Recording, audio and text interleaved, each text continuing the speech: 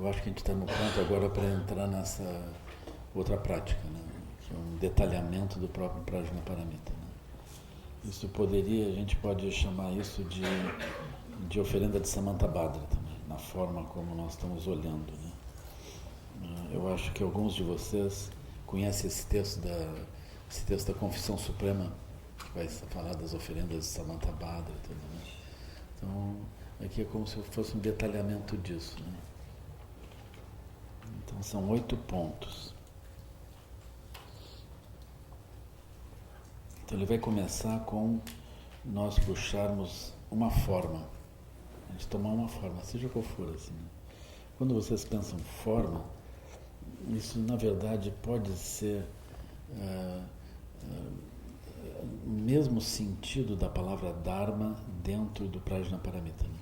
Quando a gente usa assim, todos os Dharmas são vacuidade. Então é como se a gente tomasse um dos Dharmas, porque todos os Dharmas são vacuidade, ou seja, qualquer experiência. Então, qualquer experiência. Na verdade, quando a gente diz forma, parece que é uma coisa concreta, assim, né? Mas toda forma, na verdade, é uma experiência. Então, que a gente entenda aquilo, não pode ser uma forma que surja dentro de um sonho, também é forma. Não precisa ser alguma coisa que tenha peso, que possa ser tangível. É qualquer experiência. Também pode ser uma forma enquanto objeto. Está valendo isso. Né? Então, seria todo um Dharma, nesse sentido, Dharma com letra minúscula, né? Dharma enquanto um objeto. Aí nós vamos transformar um Dharma enquanto algo limitado num Dharma com D maiúscula. É isso que nós vamos fazer. Né? Mas aí nós tomamos a forma como um exemplo prático à nossa frente. Qualquer coisa. Aqui eu usei extensivamente, né? Várias vezes tomei esse exemplo da sala de meditação. A gente pode tomar a sala de meditação. Vamos tomar esse exemplo agora como um exemplo disso que eu vou explicar. Né? Então a gente toma a sala de meditação. Então puxamos a forma como exemplo prático à nossa frente. Nós estamos aqui dentro. Essa é a sala. É inequivocamente uma sala de meditação. Aí contemplamos a coemergência inseparável de quem olha. Aqui eu dividi essa coemergência em 2 partes, que foi a pequena mudança que eu fiz agora recentemente. Né? Então nós temos a coemergência da mente em relação à forma. Né? Então eu tenho, por exemplo, eu vejo que essa sala surge por coemergência. Ela surge por coemergência. Eu tenho na minha mente eu tenho uma sala de meditação, chego aqui, vejo a sala de meditação. Estou com esse olho assim, de sala de meditação. Aí, como eu também já tinha analisado isso, amanhã à tarde nós olhamos para esse mesmo lugar, com essas mesmas paredes, e a gente produz uma outra experiência. Né? Eventualmente amanhã a gente já entra de sapato aqui, já é diferente. Né? Então isso é coemergência da mente com a forma. Eu tenho a forma que é a sala de meditação, mas amanhã a forma mudou. Vai ser outra coisa, amanhã à tarde. Né? Então, eu vejo que essa forma que eu estou vendo agora, ela surge por coemergência. Ela surge porque eu tenho algo atrás, eu vejo aquilo na frente. Né? Aí tem muitos exemplos que a gente pode usar. Muitos exemplos disso. Né? Aí depois tem o 2B, esse é o 2A, coemergência da mente com a forma. Mas aí eu tenho uma coemergência da paisagem atrás da própria mente. Então eu tenho a mente, mas eu tenho uma paisagem. Essa paisagem, por exemplo, ela está ligada à nossa visão de mundo. A gente sente que precisa praticar, a gente aspira a um lugar que possa aprofundar, receber ensinamentos e tudo aí, brota essa forma interna. Então tem essa paisagem. Só que agora eu não estou mais lembrando que eu estou com essa visão ampla, que é a paisagem. Né? Aí eu simplesmente estou com a sala de meditação. Mas essa sala de meditação ela tem por trás uma visão mais ampla que diz respeito ao Dharma, a forma como nós olhamos o mundo, como que nós estamos nos inserindo desse mundo. Aí surge a noção da sala. Então a sala não é a primeira coisa é a paisagem que surgiu já. Né? Então, aqui no caso, é uma paisagem elevada, que não caberia nem mesmo muito nome de paisagem, né? E ainda menos o de bolha, né? Porque nós estamos trazendo isso como uma coisa do Dharma mesmo, já é uma outra visão, né? Mas é parecido, né? Nós entramos nesse local, aí é uma bolha, direitinho assim. Então a paisagem anterior, junto com a minha mente, constitui esse local, e eu olho para todo lugar desse local, ou toco o que for, eu sinto a temperatura, sinto a luminosidade da sala de meditação. Aí fica assim, né? Então nós sentimos esse aspecto denso, né? Aquilo concreto, vivo, está lá. Posso experimentar, eu bato na parede. Não bato mais nada.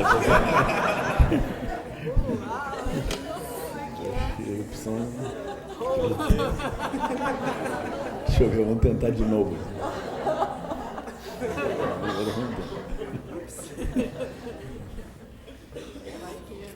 Pensa que nós estamos sozinhos, né? Tá assim.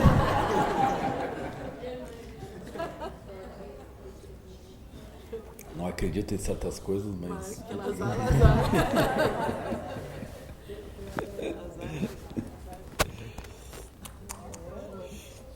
Bom, e aí? Então, tem essa coemergência que produz esse efeito todo. Mas essa coemergência não é apenas a mente, né? Ela tem, inevitavelmente, tem uma energia dentro disso, né? Porque, por exemplo, tem uma estrutura de poder, a gente já deixa o sapato do lado de fora, já exerce uma restrição sobre a operação da nossa mente, né? Então a sala não só surge, como ela exerce poder, ação de poder, assim, né? E aí tem as várias ações surgem, né? Por exemplo, a sala é capaz de exercer ação tranquilizadora, pode nos acalmar. Ela pode exercer ação enriquecedora, então a gente sente que aqui a gente ganha alguma coisa. Ela pode exercer ação de poder, o sapato fica do lado de fora, a gente sente, aqui a coisa é assim. E aqui, por exemplo, a gente não usa degotes, né?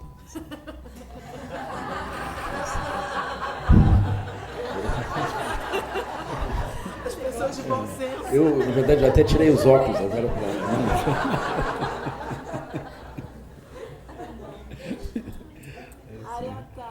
Aryatara. Mas Aryatara é parecido, mas não é igual. Tá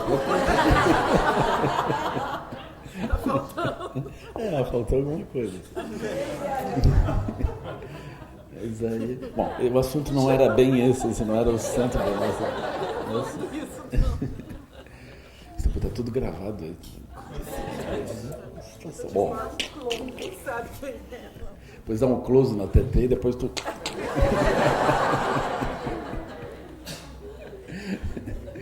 Aí, ação de poder, né? Ação de poder. Dá um paninho para ela se enrolar assim. Então foi um poncho. Um poncho. Aí tem a ação de poder, né? Então a gente tem uma sensação de que deve fazer certas coisas e certas coisas a gente não deve fazer.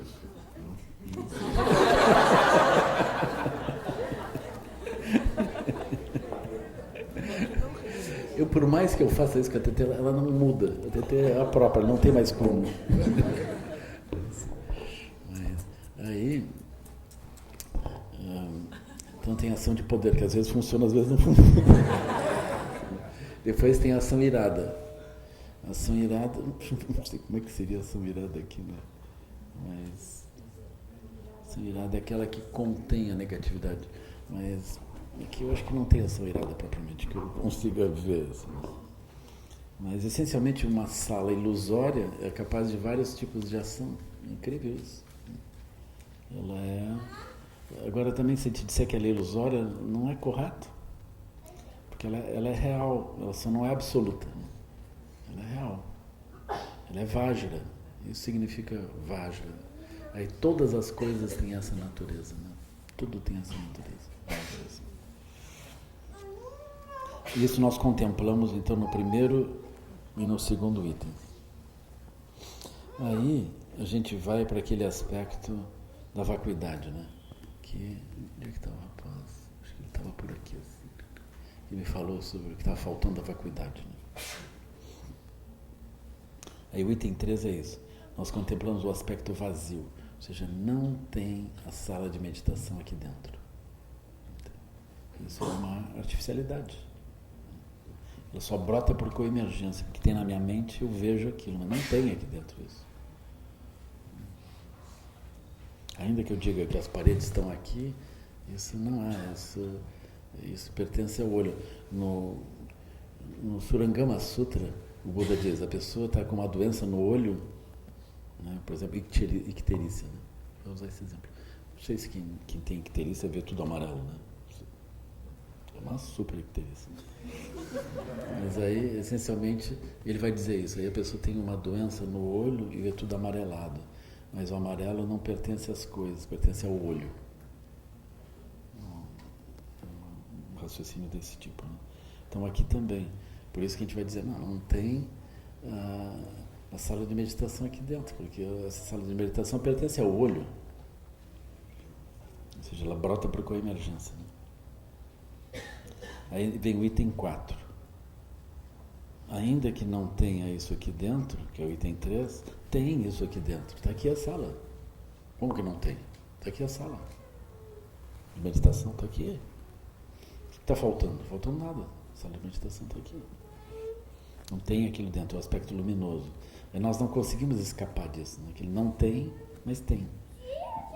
Aí a gente contempla o quinto aspecto, que é o aspecto vazio luminoso. Tem um aspecto que é vazio e é luminoso ao mesmo tempo. Ou seja, aquilo não está e ao mesmo tempo está. Então aqui eu dividi isso. Por quê? Porque nós temos categorias de análise, né, que é bom a gente ver de um jeito, ver de outro jeito, ver de outro jeito. Aqui tem 3 jeitos de ver. Ver que não está, ver que está e ver que está e não está.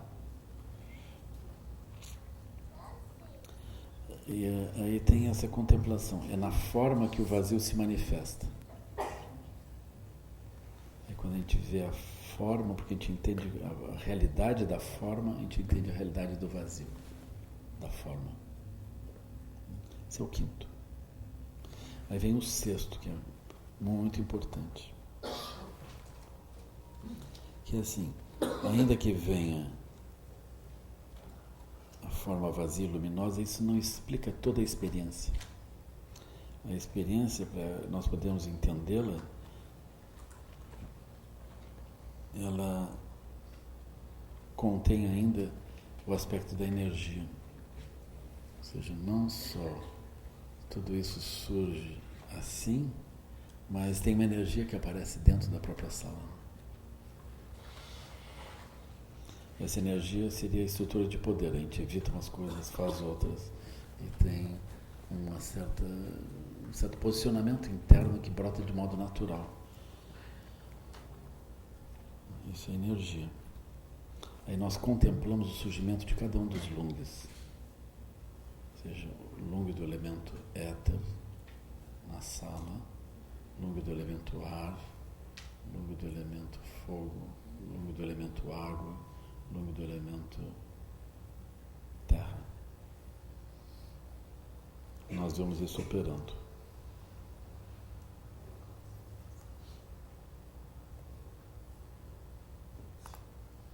Por exemplo, a gente pode... Porque o nosso foco não é os 5 lungas aqui nesse momento, né?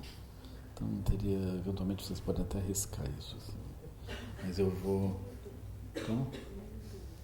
Está no YouTube, né? Mas eu vou descrever rapidamente aqui. É assim, por exemplo, vocês entram na sala, quando vocês chegam na sala, vocês olham... Esse elemento neta. O olho brilha. A sala ficou boa. Eu também entrei aqui. Bom. Aí ontem eu queria entrar na sala, né? Ontem de noite, quando eu cheguei aqui. Tá tudo escuro, a sala não estava arrumada, então não precisava entrar. Mas hoje quando eu cheguei, elemento éter. Aí tem elemento ar. A gente está aqui dentro, a gente sente a sala. A gente respira nessa energia da própria sala. Aí nós sentimos um calor que vem disso também. Nessa conexão. Aí nós fazemos as ações correspondentes. Elemento água. E temos força e firmeza e certeza decorrente dessa contemplação. Nos movemos com firmeza aqui dentro da sala ilusória, da sala vágila. Então são 5 lumes. A energia se movimenta na conexão da sala que é vazia e luminosa. Mas a nossa energia se movimenta e nós temos uma objetividade, funciona e tem uma intersubjetividade também. Ou seja, diferentes pessoas olham aquilo, se movem ali dentro, todo mundo entende, conversa e aquilo faz sentido.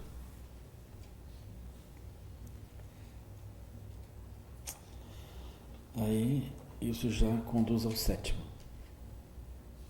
Contemplamos a magia disso tudo e a causalidade decorrente.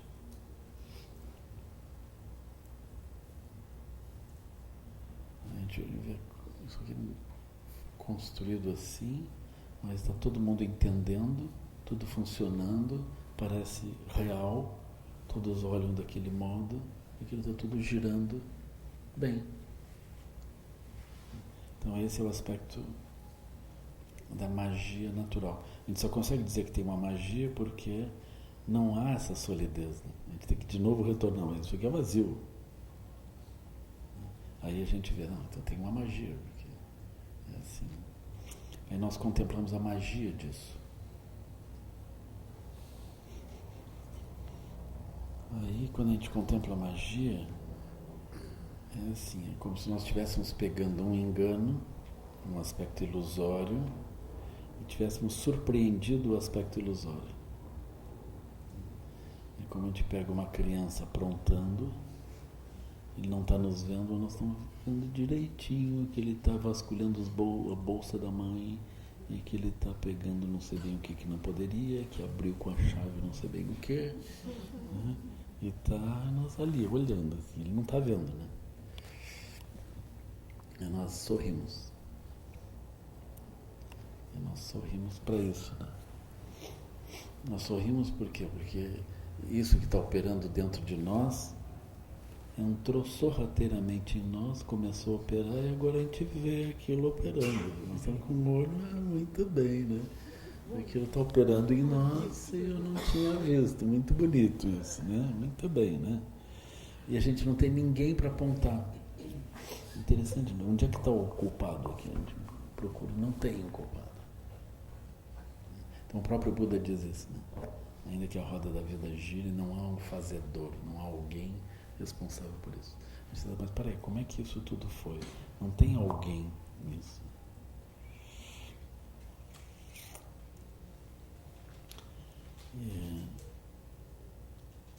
Então nós contemplamos a magia disso e a causalidade decorrente. Aí nós sorrimos.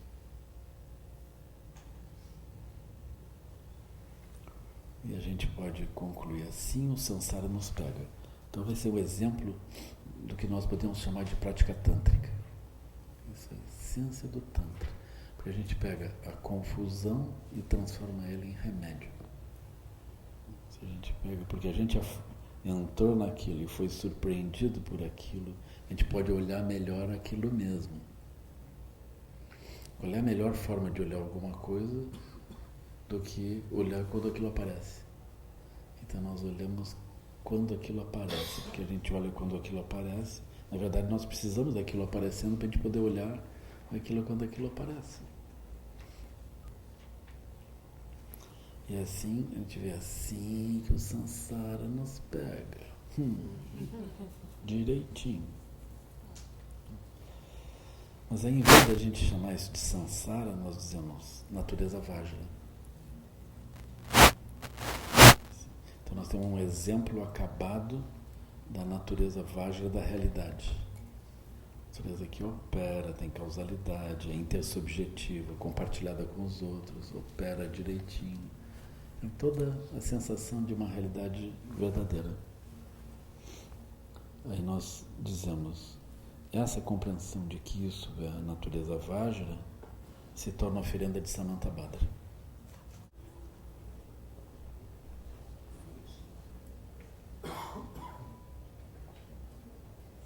Então, assim que o samsara nos pega, aí nós mudamos o enfoque. Não importa se o samsara não é. Isso é a natureza vajra, aberta, descortinada na nossa frente. Aí quando nós vemos a natureza vajra, a gente diz, esse reconhecimento disso como natureza vajra, isso em si mesmo é oferenda a Samantabhadra. Por que é oferenda a Samantabhadra?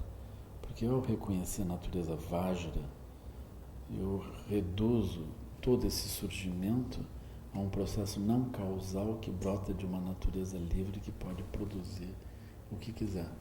Eu aqui produzi a sala de meditação, podia ter produzido outras coisas. Então eu retorno a esse espaço livre e vejo que eu posso produzir uma coisa ou não, eu posso produzir outras. E mesmo tendo produzido a sala de meditação, aqui não fica fixado nem limitada a sala de meditação. Aqui pode continuar, eu vou reconhecer que a liberdade de eu construir outras coisas segue. O fato de eu construir algo com uma aparência vajra, isso é justamente a constatação de que aquilo que eu construí não limita pelo fato de que foi construído de algum modo, a não ser que eu fique preso à ignorância. A ignorância seria assim, não, nós não estamos mais brincando. Acabou a brincadeira. Isso aqui é uma sala de meditação, entendeu? Se alguém disser que não é, porque é. A realidade é assim. Brincadeira tem hora.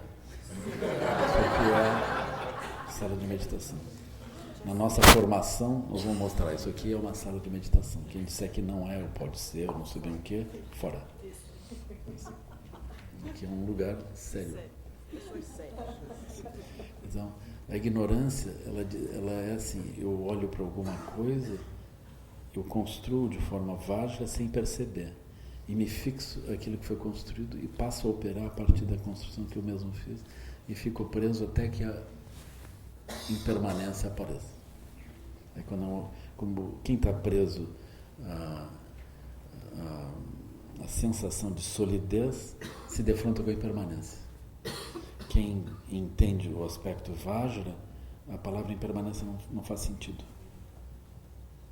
Porque a impermanência só faz sentido para quem se prendeu, se fixou a uma aparência.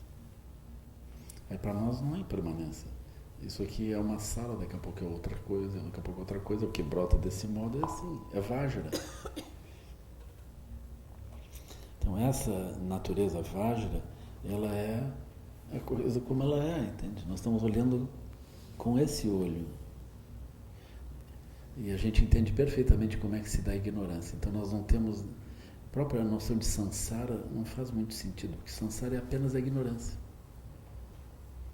Samsara é a experiência que a gente tem quando a gente não se dá conta da natureza vajra e fica preso com a sensação de que as coisas são sólidas e externas. É só isso, pessoal. A confusão é apenas isso.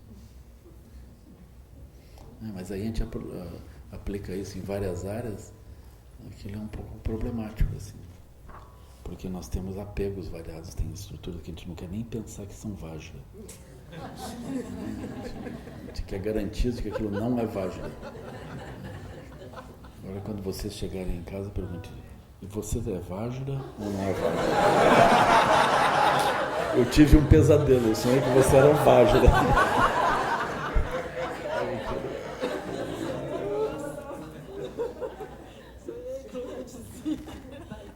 Eu sonhei que o Lama me dizia: você é vajra. Diga que não, meu bem.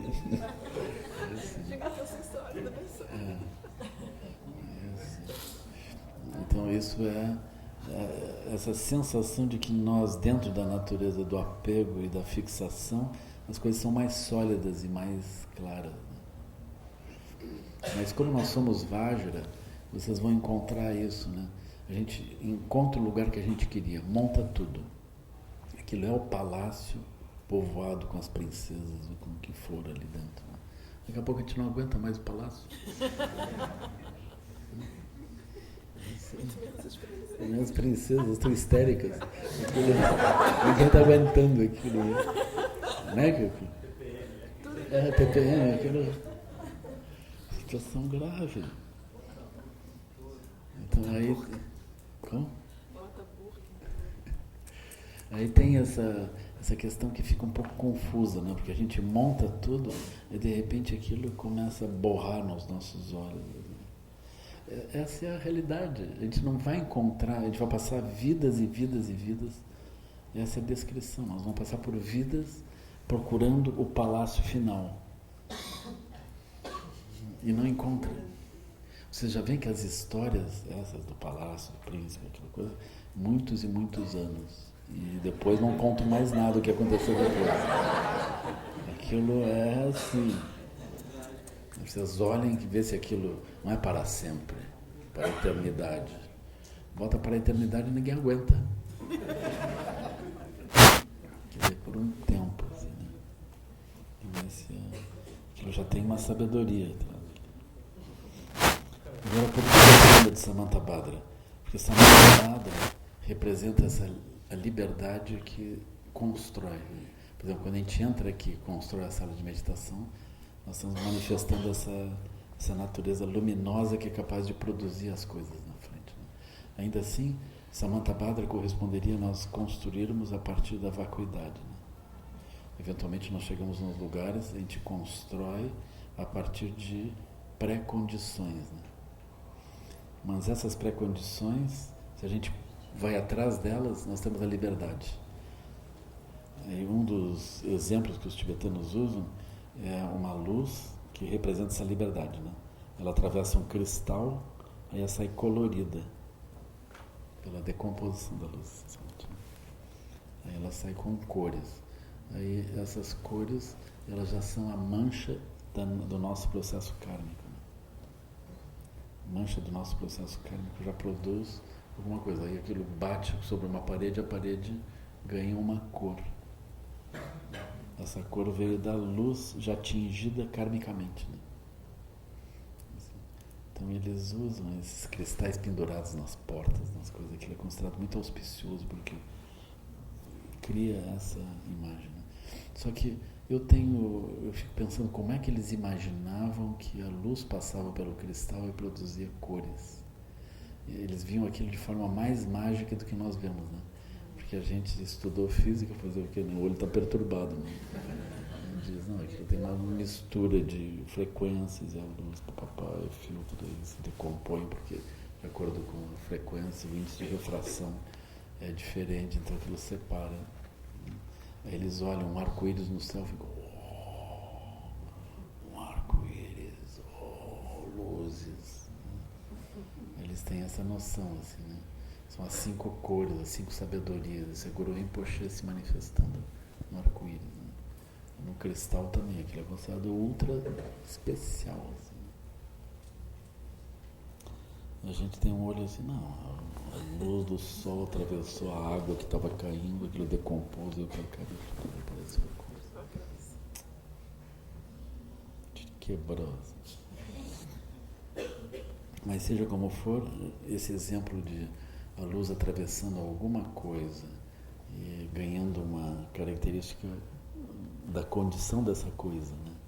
Aquilo dá o exemplo do karma, né? Aí se a gente entender essa liberdade, nós dentro da sala contemplamos a liberdade da gente se levantar e fazer qualquer coisa nessa sala, né? Construir ela de qualquer modo, isso é a oferenda de Samantabhadra. Entre os modos, a própria sala de meditação. A gente sentar, ver a sala de meditação e ao mesmo tempo contemplar a liberdade. Aí nós estamos fazendo a oferenda de Samantabhadra. A oferenda de Samantabhadra é a essência da prática budista. Essencialmente isso. Nós vamos meditando, fazendo chamata isso, chamata aquilo, e acalmando e fazendo boas ações para cá e para lá, e fazendo pujas e etc. Né? Para poder lá adiante poder fazer a oferenda de Samantabhadra. A oferenda de Samantabhadra é oferenda de lucidez. É a única prática. Não tem outra. Todas as outras práticas são preparatórias. Estão fazendo a oferenda de Samantabhadra. Isso aqui é um pouco mais do que Trekshud. É Trekshud. Eu atravesso a rigidez das coisas e transformo aquilo na sabedoria da natureza primordial. Sem precisar mexer em nada.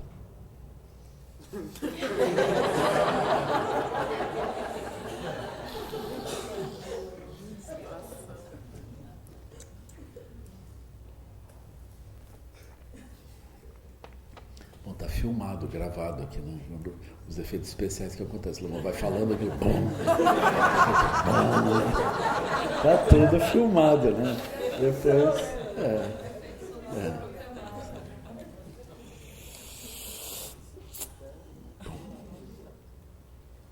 Aí vem uma frase que sintetiza isso tudo, né? Seria assim: diante da energia que brota da forma vazia e luminosa. Aí nós estamos fazendo a prática com energia, porque o aspecto mais sutil é esse, né?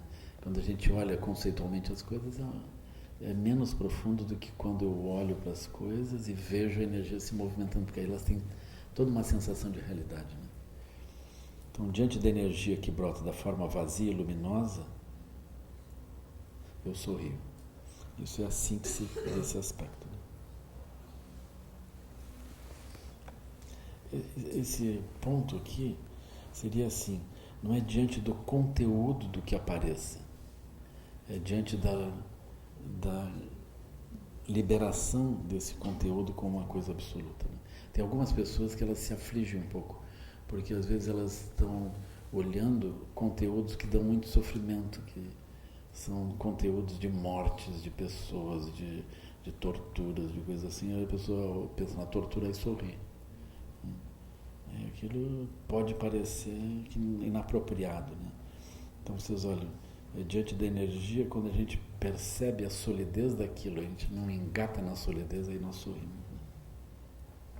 Aí nós podemos sorrir diante da morte, né? Aí, por exemplo, nós olhamos a morte da mãe, assim, né? Isso não é para sorrir, né? Mas aí nós olhamos a morte da mãe e quando nós olhamos isso, aquilo nos prende, né? Quando nos prende, a gente vai prender a mente da mãe também, nesse sofrimento. Aí a mãe está morrendo e eu estou com a mente presa. Aí eu ajudo ela a ter sofrimento, né? Mas agora nós temos uma outra postura, uma postura de coragem. Nós entendemos como é que esse processo se dá, mas a gente se vê preso, aí a gente libera. Quando a gente libera, a gente sorri porque liberou, né? Liberou isso. Então essa é uma forma adequada de ajudar os seres. Então aí vem um pequeno comentário aqui, que diz: a liberação ocorre pelo riso e não pela seriedade. Então esse riso significaria assim: eu estou embarcando numa energia presa, aí eu libero a energia. É uma coisa curiosa, porque quando nós estamos embarcando numa energia presa e liberamos, de modo geral, nós sorrimos. Nós temos, se vocês olharem a microestrutura de uma piada, é sempre assim. Estou me prendendo numa coisa e aumentando a tensão e libera aqui.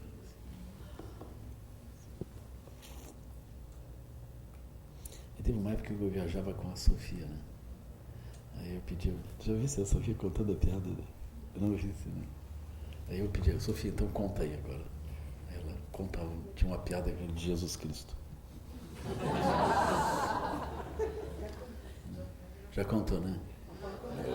O Jesus Cristo e o papagaio. Piada de papagaio. O Jesus Cristo. É assim, um papagaio vendo Isso é na época que o telefone discava, né? Vamos supor, agora o papagaio aprendeu a apertar. E aí começou a aparecer umas contas de telefone enormes, assim. E o dono do papagaio não sabia o que estava acontecendo, mas aí um dia ele espreita e vê, o papagaio está lá. Alô? Ele ficava telefonando o papagaio. Aí o dono do papagaio pegou ele assim, prendeu com as asas assim, grudou na parede. Assim. O papagaio ficou ali parado assim. Aí no meio daquele sofrimento dele, ele olha para diante e vê Jesus Cristo assim.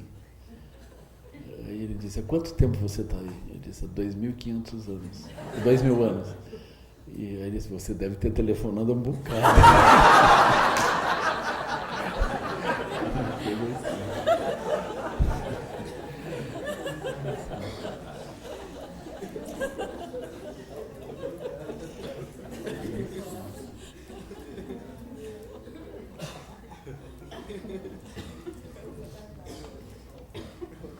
Aí a Sofia contava isso.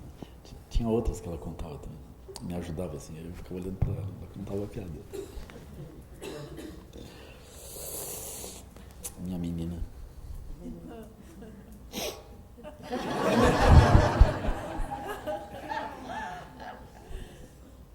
Então, aí nós vamos liberar por isso, porque aquela energia está indo. Não é que a gente gerou uma outra teoria agora, né? Agora nós chegamos a uma conclusão muito filosófica, né? E não é também pelo fato de que a gente está destruindo alguma coisa, reduzindo tudo à vacuidade, não é isso. Né? Então vem essa noção, a gente não tem que destruir o mundo, a gente tem que iluminar o mundo. Então a gente continua entrando aqui e vendo a sala de meditação. Só que eu posso entrar aqui e ver a sala de meditação preso à sala de meditação, eu entro aqui, vejo a sala de meditação sem estar preso à sala de meditação. É isso, pessoal, não é muito mais do que isso, não. É isso. Então o que a gente precisa fazer não é destruir o mundo, ou gerar vacuidade do mundo, a negação do mundo. A gente precisa iluminar o mundo. Essa iluminação significa nós vermos o aspecto luminoso da realidade produzindo as aparências do mundo, é isso. E nós sorrimos para esse mundo. Como alguém que repentinamente se vê de forma mais ampla do que se via. Então o samsara não é negativo, o samsara é lúdico. Nós sofremos dentro do samsara como as crianças também sofrem, por coisas muito simples. E a dor ela não está ligada ao aspecto cognitivo, ela está ligada ao aspecto de energia. Nós prendemos a energia, né? E aquilo não é possível, a gente sofre. A nossa dor em samsara está ligada à energia. Nós não só não vemos energia, como tomamos a obediência àquela energia como nosso refúgio fundamental. Então a gente está preso à ignorância daquilo, aquilo tem um movimento de energia que ele indica, eu tomo aquele movimento de energia como se fosse a minha segurança e a realidade, e aí eu passo mal, quando não é possível, né? Então, a única forma de superarmos isso é compreendermos esse processo e sorrirmos. Essa energia que opera condicionada por dentro das paisagens e das construções Vajra, ela é como o sangue do samsara. É o que alimenta, é o que movimenta o samsara, é o núcleo real do samsara. Não é a cognição, é a energia. Eu posso ter coisas cognitivas que eu não tenho a energia atuando e prendendo. Então aquilo não tem nenhum problema. Mas quando a energia está presente, aí a gente tem dificuldade. Então precisamos não só entender o samsara, nós temos de absolver o samsara, liberá-lo, iluminá-lo, tirar a culpa do samsara, tirar a oposição. O samsara como oposição não tem sentido, ele é lúdico, ele é algo encantador, mágico. O problema do samsara é a ignorância. Isso é que torna o samsara samsara, é só isso. Eu estar dentro daquilo e ficar preso e operando sem me dar conta. Então o Prajnaparamita nos ajuda a compreender esse aspecto que seria como que um aspecto xamânico da realidade, né?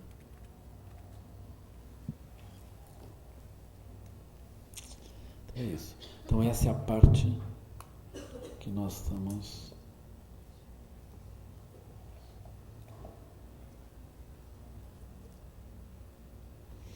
essa é a parte que a gente faria a prática, né?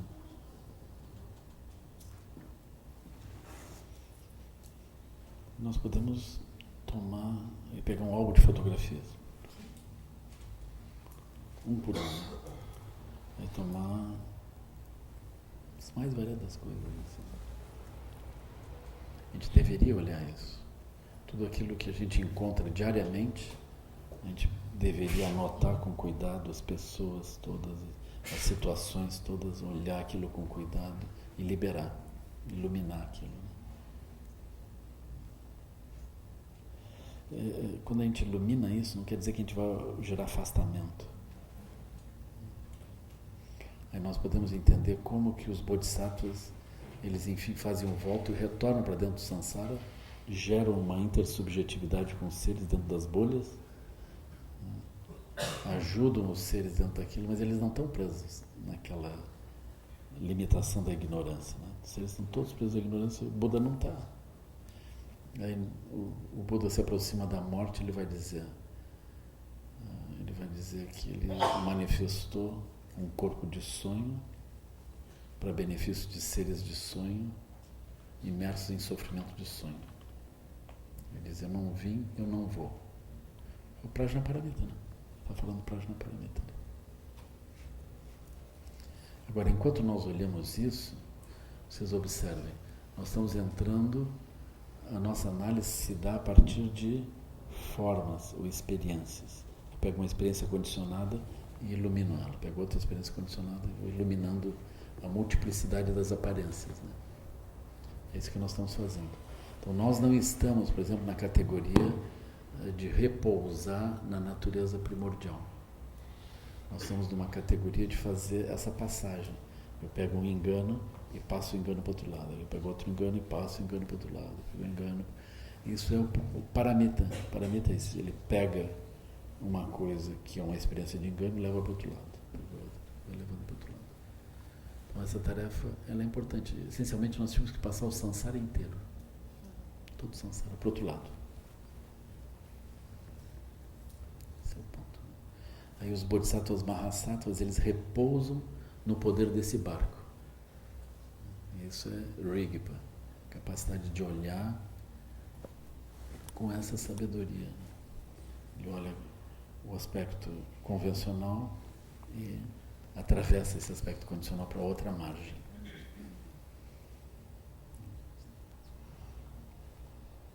Mas, por exemplo, nós vamos um pouco adiante, que é repousar na outra margem já. Como é que é então? Agora eu estou no outro lado, então eu paro, o que vai acontecer? Aí vem a prática da presença que nós vamos ver amanhã de manhã. Aí tem a descrição daquilo em 4 etapas, subdivididas.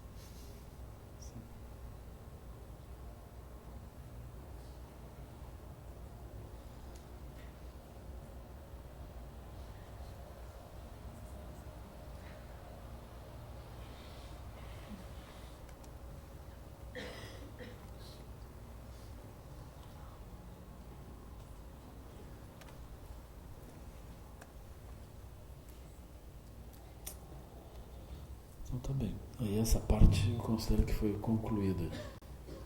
A gente, na verdade, é uma instrução de prática. Eu precisaria praticar. Pegar outros exemplos. A gente pode pegar coisas bem aflitivas, assim, trabalhar. Algumas a gente consegue, outras não consegue. Aqui eu comecei com forma. Vocês podem tomar também sensação, percepção, formação mental e consciência. Podem trabalhar isso.